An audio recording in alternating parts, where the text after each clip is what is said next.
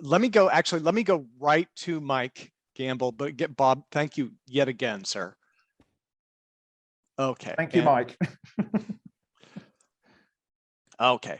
Mike, sorry. Are you with us? Yeah, we're still here. Okay. Let me, yeah. Okay. Okay. Wonderful. Wonderful. Yeah, I mean, we're kind of behind schedule. Let me just jump right into yours. Do you want to get started, sir? Well, it's no problem. This one's not that long. Okay. Well, go for it. Go for it. And thank you yet again. And thank you for your patience too, sir. No problem. For those of you that haven't met me, I'm Mike Gamble.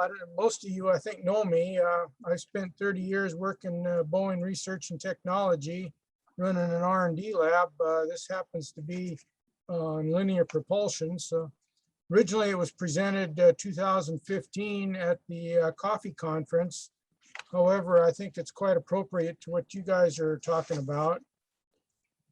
I need to get this thing booted up though. That's the first thing I need to do. Okay, there's that. And now we got the other button. Where is it? I got, nope, wrong way. Try this again. Screen share.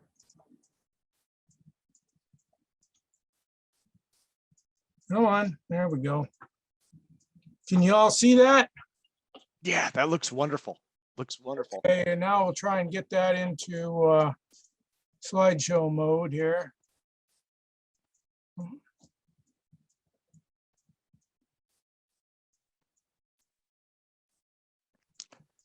Okay, are we good to go?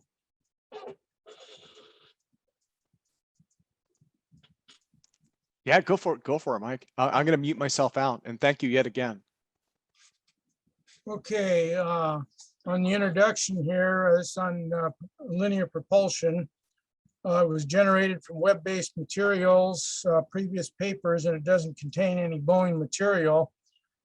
It's a disclaimer clearing my now ex-employer, the Boeing company, of any content to this presentation, because it does not carry a Boeing release number, so they're not associated with it.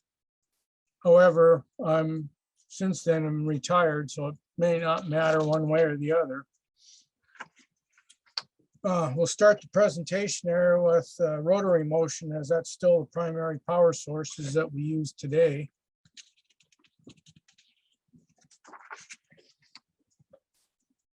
Two main power sources of rotary motion. The first one is the internal combustion or heat engine and the electric motor. Doing a little analysis on the heat engine there, it fires 8 cylinders, 2 revolutions or 4 power pulses per revolution. And then these power pulses, that's the blue daisy there, if you will. And that's averaged out through the inertia of the flywheels. That's the little black lines. Similar thing happens on the electric motor. This happens to be a 4-pole one. Is the force pulses are averaged out through the inertia of the rotor. The big difference in the mechanical systems is the electrical conversion. The electric motor, of course, being a simpler device, has a much higher rating, 95% versus 33% for the mechanical heat engine. With the use of gears, shafts, levers, blades, whatever, that rotary motion is then converted into linear propulsion with more loss and efficiency. Point 2 there is the main one. The rotary motion is generated by power average pulses, and you can assume the same for the direct generation of linear motion. Proceeding on with the main topic here, we're going to talk about linear propulsion in various forms. First example is that of a model boat. Comes from a paper by Christopher Profadius. He's of Athens University. It's entitled On Inertial Propulsion Using Contra-Rotating Masses. And boat is pictured here, block form, and you have 2 opposite rotating masses highlighted in green there. And the figure orientation is the bow is pointed in the positive Y direction, which is to the right. The analysis starts with the force versus angle plot for the rotating masses. At 0 degrees, there's zero output force. As the masses rotate, they continue to generate a positive Y force, reaching a maximum at 90 degrees and then decreasing back to 0 at the 180-degree point. The negative half cycle is not shown, but there's a minimum or a negative pulse at 270, which is opposite of the 90. And then as they continue back to rotate back to 360 or the 0 point, you have the negative cycle. This chart here shows it a little bit more detail. It shows the complete force sine wave plotted in polar coordinates, and it highlights the hidden x-axis forces you don't see on the y-axis only chart. The main lobes, the blue is in the y-axis. However, there's a little bit of non-zero width to the pulses, so there's x-axis vibration.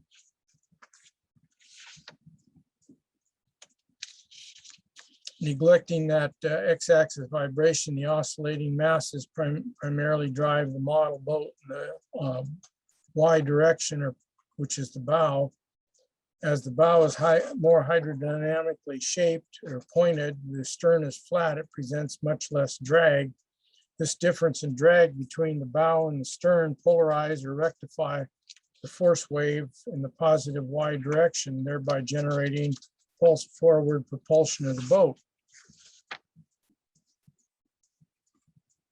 The concluding analysis of this first example brings to light the problem that the propulsion system relies 100% on differential drag to rectify or polarize the oscillating force.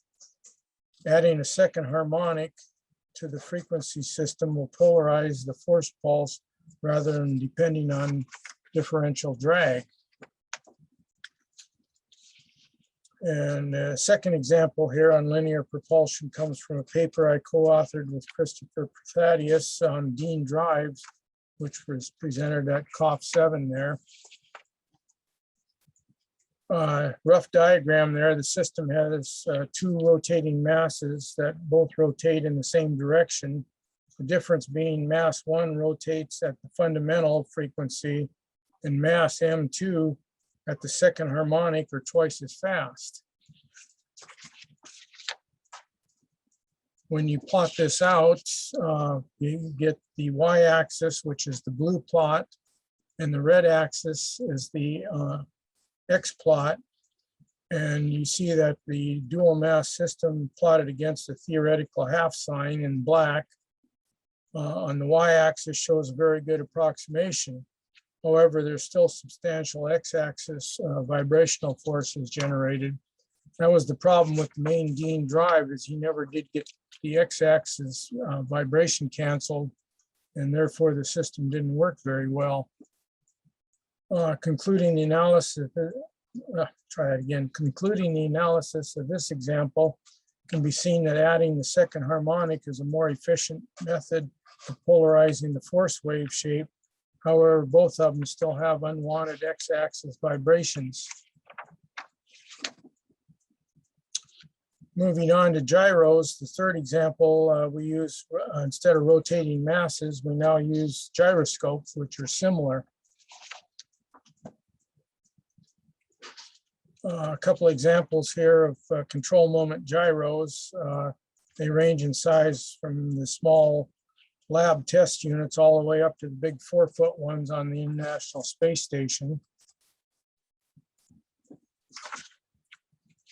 As gyros operate a little different than rotating masses, good time to discuss their basic operating principles. In the figure there, you see the gyroscope has 3 orthogonal or 90-degree vectors. The rotor or spin vector is highlighted in red. The torque or input axis is highlighted in green, and the output axis is highlighted in blue. And this makes the gyroscope's output force vector, the blue, proportional to 3 things: the mass of the rotor, the speed of the rotor, and the rate of torquing.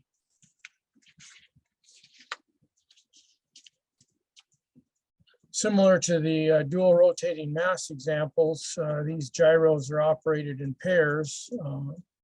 Both the gyros have the same mass on the rotor and they spin at the same RPM. However, they're torqued in opposite directions. If you see the green torquer vectors there, they go the opposite way. And that makes the output force equal to double the torquer rate and the differential angle between them. Going back to a force versus angle plot, this just shows the gyro output vector, the blue vector, versus the angle, which is similar to the one for the rotating masses. As you can see, at 0 degrees and 180 degrees, the output vectors cancel with a maximum 2x at 90 degrees. And this chart shows the sawtooth torquing rate. We call it scissoring for generating a pulsed output force. If you go slow in one direction and fast the other way, you get a force in one direction.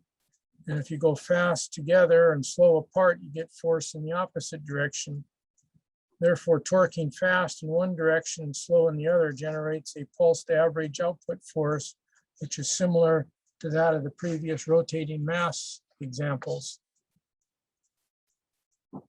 Concluding the analysis of the gyros, comparing them back with the Dean drive, both examples generate a pulsed average half sine output force. However, the gyro output force is a little smoother because there's a lot less x-axis vibration generated. Normally, I don't plug my sources. However, if you are interested in gyroscopes, I recommend gyroscopes.org. When you look there, you'll find the names and research of a couple other people, Sandy Kidd and Eric Lathowitz. Sandy also presented on his gyros here a little while back at this conference. Moving on, the same basic principles of linear propulsion used in mechanical systems are also valid for electromagnetic ones. This chart is taken from the standard college physics book, shows a few of the many comparisons between mechanical and electrical systems. The lump systems compares the mechanical mass and spring to an electrical LC circuit, while the distributed systems compares an acoustic cavity to an electromagnetic one. And as you can see, the form of the equations are identical, only the variable names are changed.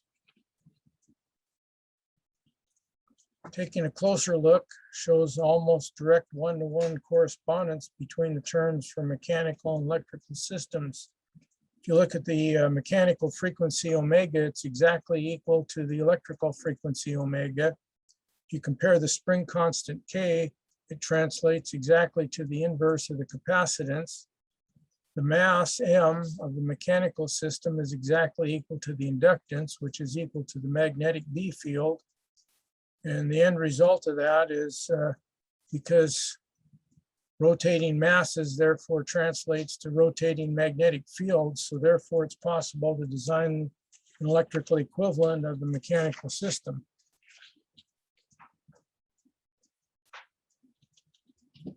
First example on the electrical side is electrostatic ion propulsion. I didn't know if it really belonged in the mechanical or the electrical side, as it still slings mass, even if it's subatomic particles.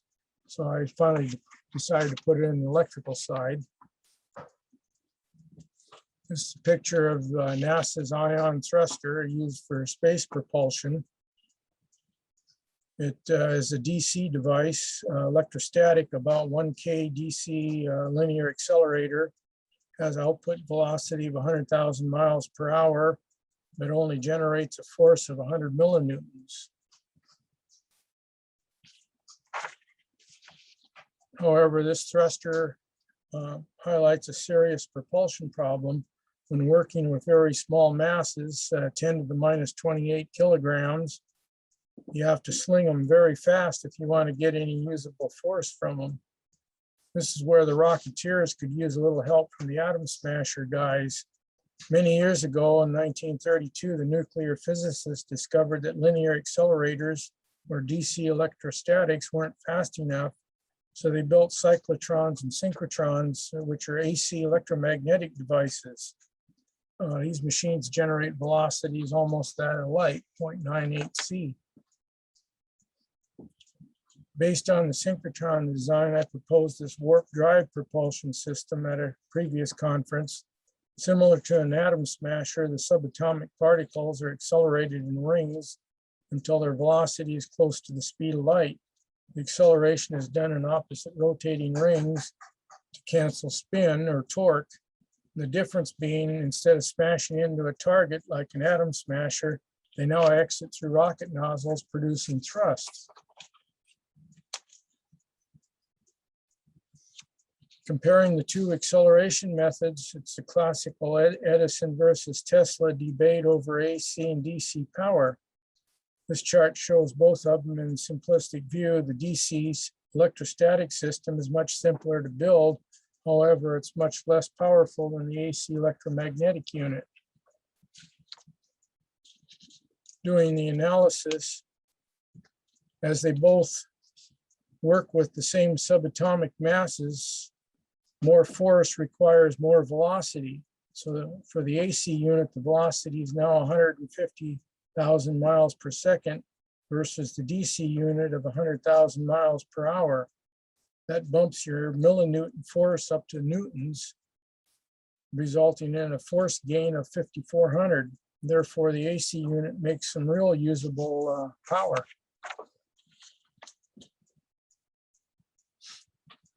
Another example of electromagnetic propulsion is based on Tesla's AC electric motor design.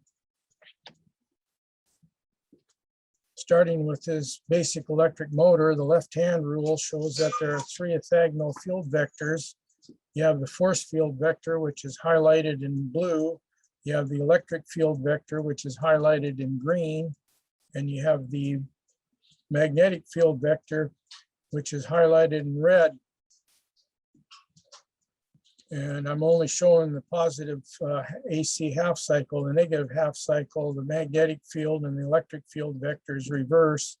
However, the resultant, because of the cross product, the force field vector does not. And this induction motor was Tesla designed about 100 years ago, and it's been in continuous use ever since. About 50 years ago, they got the bright idea of flattening out or unwrapping the stator and armature, calling it a linear induction motor, and that design also works very well. At previous conference, I proposed yet another modification to Tesla's motor design, calling it a Tesla drive. Basically, it's an AC motor with the fields turned on end and the resultant force vectors all pointing in the same direction. The magnetic B field is now radial from a central magnetic pole, and the electric field circulates in a ring.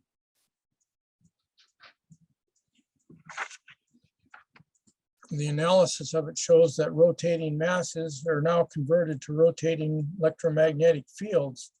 The design is still classified as an electric motor because the left-hand motor rule still applies to the three orthogonal field vectors, giving this propulsion system no physical moving parts, only a magnetic pole and an electric ring.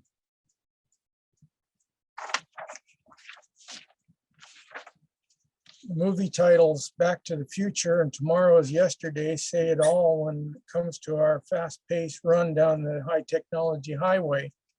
Sometimes it's a good idea to take a look back in the rearview mirror and see if anything's been missed or overlooked. Well, I did just that. I Googled electromagnetic propulsion and came across this next device. One genuine 1940 German Haunebu flying saucer brought to you by Adolf Hitler. Nice picture with even with dimensions, might even pass for mechanical drawing. Anything to it? Taking a look at the specs, they could have come straight out of the Lockheed Skunk Works or my own Boeing Phantom Works. First bullet there is electromagnetic field propulsion, hover to supersonic speeds in both horizontal and vertical flight modes, Space operating capability, that's a single stage to orbit. These specs would be very good even at today's date. As the Hanaboos are too well documented to be called unidentified, either UFO or UAP, I'll simply use the old-fashioned term flying saucer. The true grit test of the validity of a resonant electromagnetic field propulsion system is answered in two questions. Does it have the machinery, something resembling a magnetic pole and something like an electric ring? We'll now start the reverse engineering of a Hanaboo's lifting mechanism. This is a cutaway view, shows the main parts of the electromagnetic field drive system, which is composed of three different types of AC and DC field lifting mechanisms that are all powered off a high voltage Wimshurst machine. That's the top two discs in the cutaway. The first highlighted lifting device is the high voltage DC lifter, which generates about 10% of the total force. It's composed of a positive charge pole and a negative charge skirt, forming a type of asymmetric capacitor lifter. The second highlighted lift device is the AC high voltage lifter, generates about 25% of the thrust. It's composed of three discs. The center one is stationary and charged electrically, while the upper and lower magnetic ones rotate in opposite directions. Works similar to what's known as a Lear lifter, or the present one, the Alexei lifter, which you guys are familiar with. The third highlighted lifting device is the resonant AC high voltage lifter, which generates about 65% of the total force. It's composed of a resonant tuned central magnetic pole, highlighted in red, and a resonant tuned electric circular ring, highlighted in green. Before delving into the Hanaboo's resonant field propulsion system, now is a good time to discuss some basics about electromagnetic fields and waves. For those of you that don't like equations, these are the top level electromagnetic and electric field equations. I'm not going to dig down into them except to show you that the B field is the curl of the magnetic potential. The A field, comparing to the E field, is the gradient of the electric potential V field. Basically, they're both first order derivatives of the potential. However, to get acceleration or force of the potential, you have to use the vector cross product of both the velocity terms, which comes out to be E cross B equals F. Now, one thing that I noticed in the first presentation from the Russian guy there, he used E cross H, which is similar.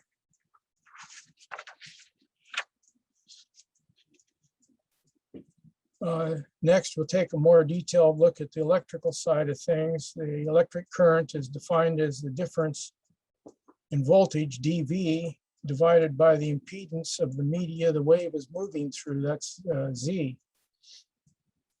The dV term is about the same as the gradient or delta term, which defines the E field. If it's an open type system you're working with, microwave guides, RF antennas, or free space, then current is measured with an area term. That'd be amps per meter squared or inches squared or whatever.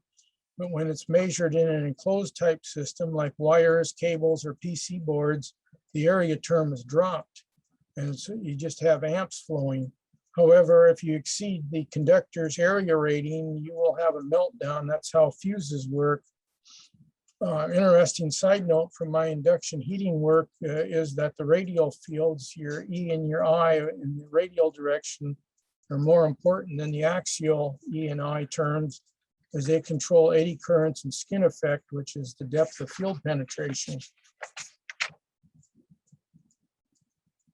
This is the full level working down to the electromagnetic equations for a dipole field system. I'm not going to go into and bore you with all the details. However, you plug all that into MATLAB, and that's what it number crunches. And originally I programmed this for doing induction heating of Boeing nitinol materials, but it works equally well for doing gravity analysis and flying saucer field analysis. And so we start the analysis by taking the dimensions off from the craft picture there. The numbers for the central magnetic pole was 15 feet 1 inch, which gives a wavelength of 4.6 meters and a half wavelength of 2.3 meters, making the operating frequency 65.2 megahertz. Then we do the same for the ring, converting the craft's dimensional numbers for the electric ring diameter, 15 feet 9 inches, to metric, you get 4.8 meters. An electric ring diameter with an average circumference of 4.6 wavelengths is 4.4 meters, which centers perfectly.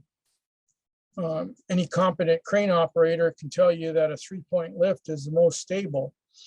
That's the first thing that got my attention, was the electric ring circumference happens to be exactly 3 wavelengths in circumference. And you don't usually find that kind of detail on just any sketch. Plugging these numbers into MATLAB generates this field plot. That's AC magnetic B field, the little red arrows there, for a half wave dipole of 22.3 meters centered on the origin, running at a frequency of 65.2 megahertz. Basically, the magnetic field is donut shaped with the dipole centered in the middle, and the equal potential lines show the north and south poles centered at the 0 point. And the AC magnetic nodes are spaced radially outward at 2.3 meter intervals with diminishing field strength. I'm only showing the positive AC cycle here. The negative half cycle is similar, except the north and south poles and all the B field arrows would be reversed. Next thing, I just superimposed the outline of the Hannibal craft on this magnetic field plot. You see anything interesting?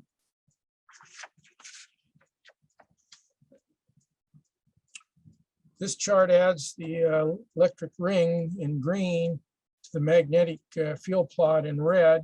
And you see the AC is synchronized by induction to the megahertz magnetic B field, same as an electric motor.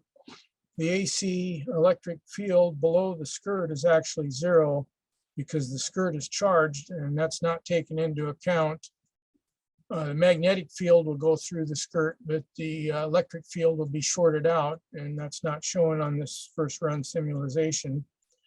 The 3 electric wave cycles are equally spaced around the 4.39 diameter ring, and the electric field strength potentials go around the ring, radiating outward, similar to the magnetics, and diminish in field strength. And again, we only show the positive cycle. This is the second thing that got my attention, was the electric ring just happens to be located exactly where the magnetic B field is horizontal, indicated at 0.2 there. And also, you do not find that in just any sketch. It comes up pretty exact. This chart adds the force field vectors to the electric field vectors and the magnetic field vectors. Basically, it's E cross B, the electric motor rule. The circled or dotted highlighted areas show the primary lift force vectors on the circumference of the electric ring. And the force vectors below the skirt are actually 0 because the electric field is 0 there. That's the third thing that got my attention, was the force field vectors just happen to be exactly vertical on the ring circumference. Now, if we compare this back from that previous MATLAB chart to the Tesla drive design, you see everything lines up exactly as proposed. The only difference is the ring is positioned closer to the end of the magnetic dipole. Now we go back and we take off the magnetic and the electric, and we only leave the force vectors showing the blue vectors. In addition to the lift force vectors that were highlighted in the previous chart there, the craft is also completely enclosed in a circular radial shaped force field vectors. You see the blue arrows there. This force field vector is pointing outward, so it's repulsive and AC and dynamic, and it would have a very large effect on reducing the craft's aerodynamic drag and shock wave. And as you can see, the force vectors below the skirt are actually 0. That shows quite well. And then we do a little analysis of it. It says the electromagnetic field plots show it definitely would produce lifting forces. The primary force would come from the resonant AC electromagnetics, and the conductive skirt cancels the lower electric field and thereby the negative force field vectors. However, the skirt also generates secondary lift forces from DC electrostatics, and the craft is enclosed in a repulsive field for drag reduction. And what caught my attention is so many of the numbers lined up exactly, I would have to conclude that either someone was very good at guessing those dimensions, or they might have had a little help from a slide rule as an engineered. It certainly warrants a more detailed look.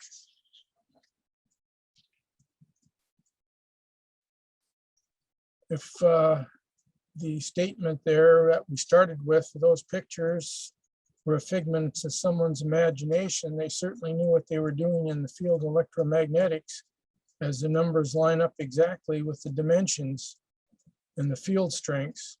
This was the same wow moment I had when I did my study of gravity research, was all those numbers lined up right on the money also. The one remaining loose end is how did they do it with 1940s technology? It would be no small feat even at today's date to generate those substantial power levels. Little history on the Hannibal craft there, which were part of Hitler's wonder weapons program of World War II. They were not prototypes, but actual production hardware, which took part in many of his military campaigns. They were known as Voodoo or Voo fighters to the Allied pilots. Admiral Byrd had a little run-in with them down in Antarctica, Operation High Jump. You can read his now declassified reports. This research, I would say, shows that not all flying saucers are of ET in origin. Some are built right here.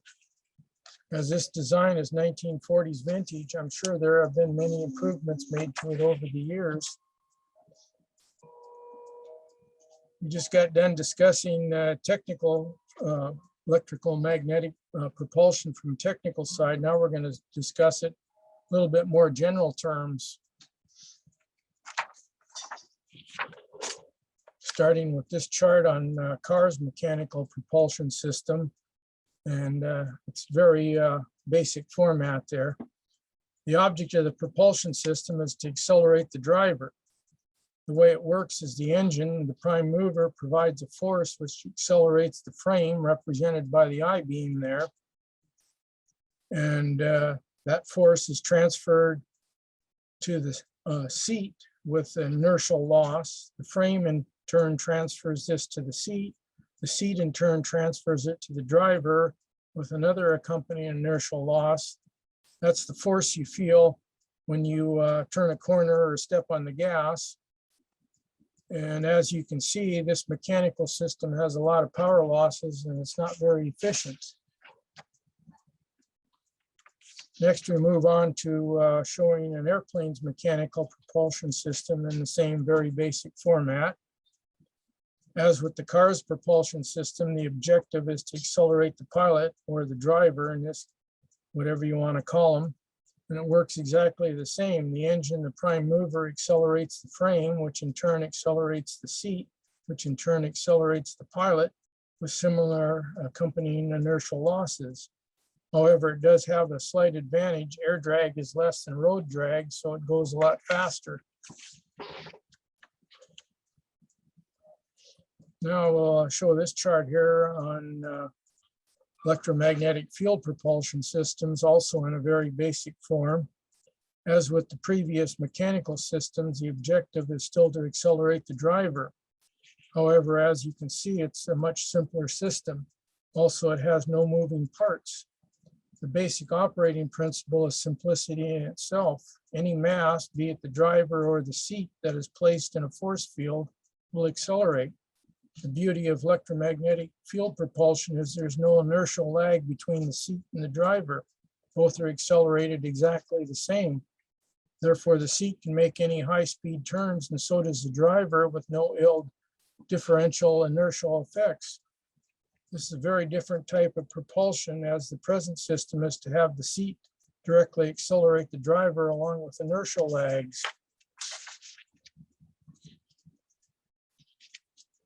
This presentation on linear field propulsion lends a little credibility to the fabled Persian flying carpets, as they also show no moving parts in the propulsion system. However, the present day equivalent on the right there definitely shows a high center of gravity and a glide ratio of a brick. And I hope they have a ballistic parachute on it. Just be very careful where you sit down that cold beer, or you might lose a hand. And that one's not of much value because I'm no longer at Boeing. And anyway, thanks for watching the presentation. Now that you know I'm completely crazy, any questions? Mike, thank you, sir. Thank you. So yeah, let's do this. Hold on, let me put this thing on. Oh, let me stop your screen share. That's the problem. Yeah, okay. I was trying to do it, but you have to, I guess. Yeah, well, okay, and let me put it on. Everybody give Mike a giant hand. Mike, thank you, sir. Thank you.